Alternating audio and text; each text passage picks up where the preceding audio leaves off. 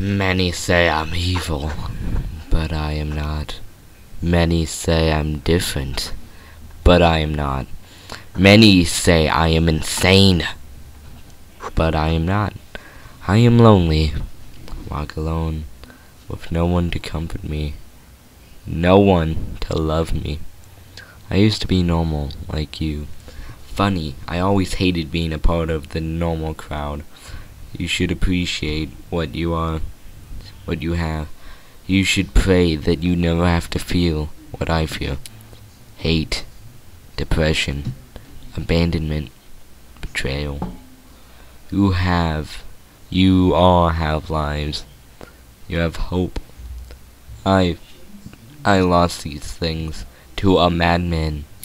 He is the one who is truly evil, not me. He stole my life, my hope, my everything. He left me to rot after his damned experiment. He welcomed me with open arms.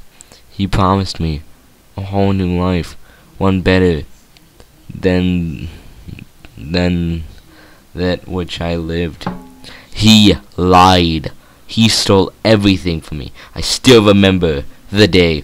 I was a strong boy, fresh out of high school. The sun was shining, but I was loathing. I felt like everyone I saw was staring me down, judging me, and they were, or how they were. My walk home from the final day from school, was it usual hell? Kids would ride by in their cars and yell, "Fag!" and "Douche!" I simply had to take it. Or did I? A thought dawned on me. Those kids are slowly killing me.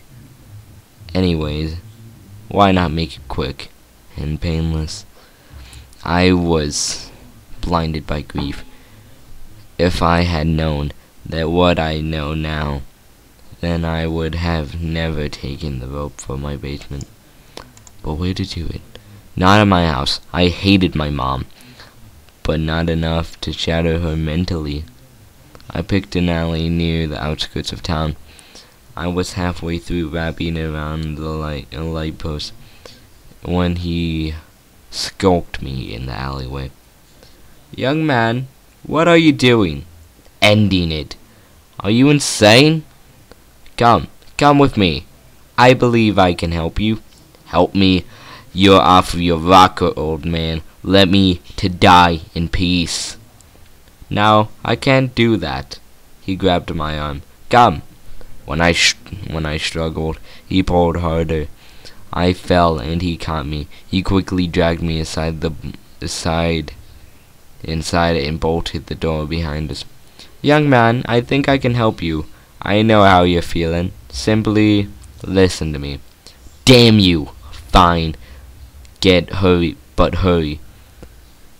A life is a precious thing. But what would you say if I gave you a new one? For free?" I'd say, where the fuck do I sign up? Good. I've been doing human anatomy research, and after a few experiments, I think I have mastered manipulation of the human form. I believe I can make you into anything or anyone you want. Of course, there are circumstances. Like what? He pulled out a sheet of paper. Sign here. Sign here. What if I don't want to? Well, if that lies the second circumstance. You don't have a choice. What? You heard me, my dear fellow. He pulled out a syringe and filled with a green liquid. No. Now hold still. I tried to run. I tried to scream, but he grabbed me. He forced the needle into my neck, and everything went black.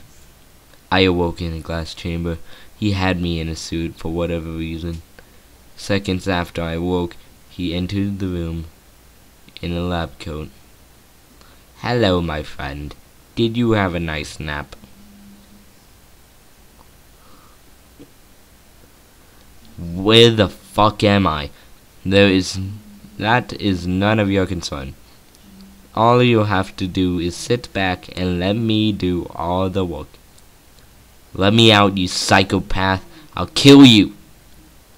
"I am afraid not, my child. You are going to sit there while I make history." "History?" "Yes, when I successfully perform a full body transformation on you." "You can't!" "Oh, but I can." He flipped a switch and began speaking into a microphone. "Test, test. Good. Now let us begin with experiment 84B. What the hell are you doing?" Subject's vitals seem to be normal. His heart rate has skyrocketed though. Brainwave actively is high and insulin levels are normal. "Let me go!" Ready to begin experiment? He turned the lever. Activating node 1. And he pulled. A bolt of electricity pierced my body, tearing my very being apart. I couldn't even scream. My vision blurred, and I was suddenly blind. Subject's appearance is beginning to warp. Activate node 2. The pain increased. I felt my mouth close up and my eyes shut. Subject's face is completely morphed. Activating node. A siren sounded. Error. Meltdown in progress. He screamed. No, his face and limbs haven't fully developed yet. I must save the experiment. The last thing I heard was a loud crash. I woke again among the rubble. I could hardly see. It was as if a screen of some sort covered my eyes. My mouth felt as if I had been sewn shut. I couldn't breathe, but my nose had shut too. But somehow, I didn't need to breathe. I got up. My arms and legs felt strange. It took me nearly a minute to regain control of them. I began to walk through the debris. A shattered computer lay near the dismembered foot. A trail of blood led me to halfway. In the door, I could hear muffled grunts behind it. I opened the door and saw a policeman heave some fallen concrete slabs. From another door, he turned and saw me. He then screamed and ran. I tried to yell for him. Stop! But I couldn't. I couldn't speak. So I chased him. As I began to run, I felt my legs shifting, as if they were going while I moved. Soon I caught up to him, and when I reached to grab his shoulder, a tendril shot from my arm and impaled his chest. He cursed and fell. What the fuck just happened, I thought. I looked over his dying body. There was a gaping hole in his chest. I could do nothing to save him. I continued to follow the blood trail until I came upon a body of a man who was crushed under the falling rafter. I lifted him up, not realizing until later the strength that the task should have required. Angrily, I hurled his body against the wall and was splattered with a rain of blood. I tried to escape the building. Every turn was a dead end. I continued to search until I came into a bathroom. I needed to get this blood off my hands. Walked inside the bathroom, looked in the mirror. I realized something. I didn't have a face. So now I am branded as a monster. I live in the nightmares of teens and adults alike. All because of that bastard. Soon after the experience, I discovered my true powers. I could stretch my arms at lengths of unnatural lengths, and even produce tendrils from my back. After this whole experience, all I want is a friend. So I find people, children, they're the only ones who don't view me with fear. I often play with them. but I cannot always control my body. Every now and again I slip up and someone dies. But it's not my fault. I only seek companionship. This is my burden, and I carry it internally. I do enjoy pictures. I like sneaking into them. There are always people photographing wildlife, so I reside in the forest. I do what I now understand to be photo bombing. But whenever I track the person down because I wish to see what I look like in the photo, they run. One thing leads to another. Suddenly another person's dead. Another person dies at my hand.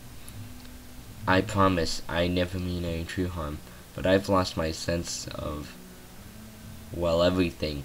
I no longer know how to be a person. Things never seem to go well. Someone always ends up dead. I simply ask you this. When you see me, do not run away. In fact, run towards me. Welcome me. It would mean so much. And it might just save your life. But then, how will you know if it's me? I'm sure you've heard of me. If you haven't, you can easily find some photos of me on the internet. Simply go on Google and type in Slenderman.